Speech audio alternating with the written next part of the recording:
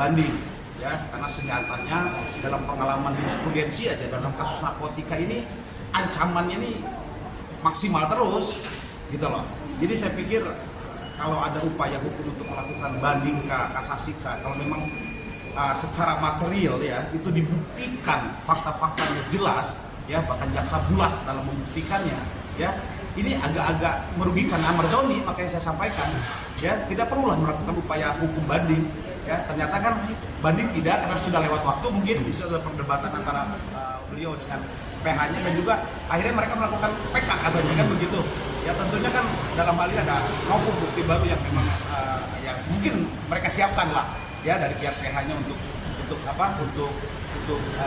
mengajukan permohonan PK, dan harapannya pasti kami memahami ya agar dapat memberikan keputusan keadilan bagi pihak Amarjoni secara pribadi. Katanya kenapa dia tidak banding karena kalau waktu cuma 14 hari itu tidak cukup untuk mengajukan ngasih dokumen yang untuk banding, makanya akhirnya mengajukan PK yang tapi ya harus ada novum baru bang. Kalau tidak ada novum baru ya sia-sia, bisa dibilang gitu kan bang? Oh iya, karena kan hukum kita ini harus ada kepastian hukum dong, nggak bisa, semua ada waktunya. Ya nanti semua siapapun akan melanggar, nggak boleh. Negara jangan arogan, nggak boleh siapa, ya gitu loh. Negara harus punya batas waktu, itulah namanya keadilan dan kepastian hukum. Ya, batasan waktu itu ditetapkan, nggak sembarangan centang perentang, nggak boleh, itu otoriter namanya, gitu loh. Ya, di mana batasan mereka kena ancaman maksimal, di mana kena batasan ancaman minimal, gitu loh. Karena memang melakukan perbuatan pidananya dengan kerugian yang besar misalkan, ya itu kan ancaman pidana nanti yang dikenakan. Ini kan bukti, ya diberlakukan asas kepastian hukumnya, ya keadilan hukumnya kepada semua pihak. Negara kan mewakili korban kalau dalam hal ini pelapor misalkan, kan gitu. Nah sekarang siapa yang akan menghukum, memberikan keadilan korban, misalkan korban pembunuhan, keluarganya yang merasakan pedih sakit hatinya bagaimana, gitu loh, anggota keluarganya dibunuh. Ya, kan diwakili oleh negara dalam hal ini jaksa. Ya, lalu kita antarkan untuk diuji di pengadilan apakah betul gitu loh. Dan ini kan kembali lagi, kalau narkotika ini kan ada kekhususan dalam penanganannya. Bahkan laporannya pun laporan A. Ya, pihak penyidik dapat melakukan pelaporan. Ya, karena apa? Ini beda penanganannya. Karena apa? Kerugiannya tinggi, kerusakannya tinggi bagi masyarakat. Makanya apa yang dilakukan pihak Amarjoni itu hak hukumnya. Silakan dia melakukan upaya hukum banding misalkan. Tapi kan waktu kita sudah ada batasannya, ya. KUHP kita menetapkan seperti itu. Ya, undang-undang kekuasaan kehakiman pun kita menetapkan aturannya dalam upaya hukum banding kasasi begitu loh. 14 hari. Ya tentunya kan upaya pihak penasihat hukum dan atau pihak terpidana untuk bisa memanfaatkan dan memaksimalkan bukti-bukti dalam mereka mengajukan upaya hukum banding. Bicara setelah pegang yang akhirnya Amarjoni, ketakutan Amarjoni dan keluarga akhirnya terjadi juga, yaitu Amarjoni dipindahkan lagi ke Nusa Kambangan oleh pihak jaksaan.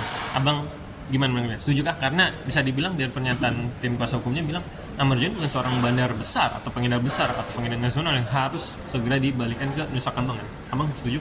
Sekarang kalau kita berdiskusi dan berdebat bahkan sampai ini bukan bandar narkoba, ya, bukan yang dulu ada mendiang almarhum Freddy Budiman kan, ya luar biasa, yang akhirnya di akhir hidupannya, ya dia bertobat bahkan dia menjadi justice kolaborator, ya untuk mengungkap beberapa modus operandi narkotika di Indonesia dan juga regional gitu pada pihak negara kan begitu, ya akhirnya dia membantu dalam mengungkapkan peredaran narkoba di Indonesia.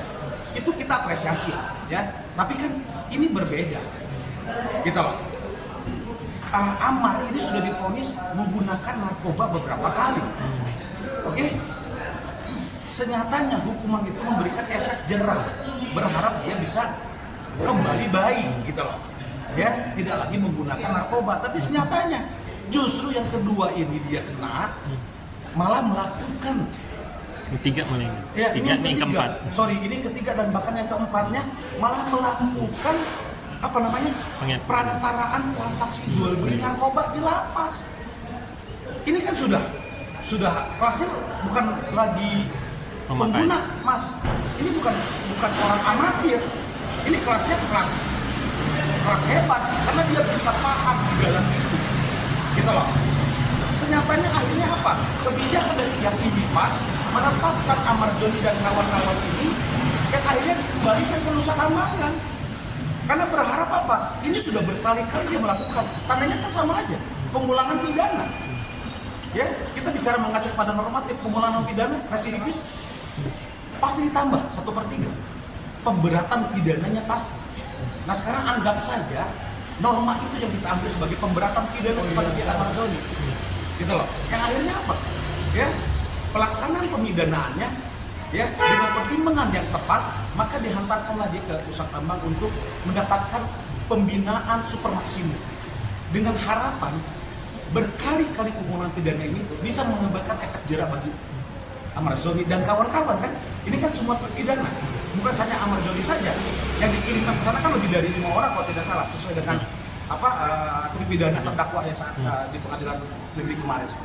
Bang, terkait tidak adanya kirim surat ke keluarga dari pihak kejaksaan itu tidak masalah bang, karena yang dibahas tidak ada surat izin buat Amarjoni langsung ke Nusa Kambangan, tiba-tiba sudah dipindahkan, terus itu yang membuat masalah jadi tim PH-nya Amarjoni bang, gimana? Setahu saya dalam proses pelaksanaannya itu semua ada keterangan dan pemberitahuan kepada keluarga. Kan kita nggak tahu sebenarnya dari pihak keluarga apakah menerima, kita kan nggak tahu. Tapi senyatanya dalam pelaksanaannya ya Lantas melalui Bapas itu wajib menuntaskan. Ya, contoh kepada klien kami dulu di lapas A dipindahkan misalkan di lapas Sukamiskin di Bandung, ya Sukamiskin, itu ketika dipindahkan Mas, kami menerima informasi, kami mendapatkan surat pemberitahuan. Itu praktiknya, itu normatifnya. Ya, kalau misalkan dari pihak sana tidak menerima, ya silakan dikonfirmasi dong. Tapi praktiknya yang terjadi ketika ada pengalihan, ya lapas, ya misalkan di Jakarta di mana pindah ke Tangerang, misalkan di Cipinang pindah ke Tangerang, itu ada pemberitahuan dari pihak keluarga. Itu kan hak-hak hukum warga binaan, undang-undang pemasyarakatan. Silakan diperiksa. Bahkan dalam hak warga binaan itu wajib menerima pendidikan. Makanya kita dengar di berita Pak Ferdi Sambo sekolah lagi. Itu kan hak hukum, tidak hilang. Ya, itulah yang seharusnya kita menjaga hak asasi manusia. Ini dibuktikan. Kita melakukan itu. Negara melakukan itu. Ya, jadi warga binaan mau ke sekolah lagi, dia mau menunaikan ibadah dengan agama dan kepercayaan masing-masing. Apakah dilarang? Tidak, Mas. Di lapas itu semua ada tempat ibadah. Siapapun agamanya, apapun agamanya yang memang telah ditetapkan oleh negara kita. 5 bersatu dan kepercayaan. Kan begitu. Ini kan bentuk hak hukum sama. Gitu loh. Lah, kalau dia dipindahkan, itu kan hak hukumnya juga untuk mendapatkan penjagaan super maksimum. Karena memang perbuatan pidananya berkali-kali. Ya, kan begitu. Nah, kalau memang tidak boleh, kalau ini melanggar Mas, hak asasi manusia, tidak ada pemberitaannya dipindahkan ke Nusa Kambangan. Contohnya ada di sana aja. Ya, dan di sana juga mohon maaf, ya mungkin saja ada diskriminasi, ada kekerasan anarkis, kita nggak tahu. Tapi kan senyatanya itu dipublish. Tandanya apa? Ini sudah dilakukan dengan sesuai dengan aturan yang berlaku. Oke, terakhir Bang. Amarjoni sudah dipindahkan ke Nusa Kambangan. Apa yang harus dilakukan tim kuasa hukum yang nanti akan mengajukan PK? Apa yang harus dilakukan Amarjoni? Saran saya sih mereka karena memang informasinya melakukan PK ya. Tentu kan proses PK ini tidak sebentar. Betul. Oke, ya. Saya berharap bagaimana caranya pihak PH-nya ataupun keluarganya itu bagaimana mendukung pihak Amarjoni di Lapas Nusa Kambangan dan melakukan upaya dalam mendapatkan hak-hak baru. Contoh, kalau memang bisa dilakukan permohonan bersyarat, kalau setelah melakukan menjalankan hukumannya, ya lakukanlah permohonan bersyarat. Ya, tentunya kita berharap permohonan revisi. Ya, dalam 1 tahun itu kalau kami hitung itu ada 3 bulanan dalam 1 tahun. Kan itu dapat membantu mengurangi, gitu loh, pemidanaannya Amarjoni. Harapan saya disitulah dukungan besar, ya, oleh penasihat hukumnya dan juga pihak keluarganya, ya, dengan permohonan misalkan sudah cukup ya dalam waktunya beberapa waktu lah misalkan untuk segera dipindahkan lah ke lapas Jakarta misalkan, karena mungkin banyak sekali hasil asesmen di lapas Nusa Kambangan Amarjoni ini banyak perbaikannya. Nah hasil asesmen itu mas yang menjadikan dasar bukti dia bisa dipindahkan kembali. Harapan saya ini bisa dilakukan oleh pihak Amarjoni gitu loh, karena upaya hukum PK-nya pihak penasihat hukum itu tidak menunda eksekusi hukuman, makanya tetap langsung dikirimkan ke Nusa Kambangan.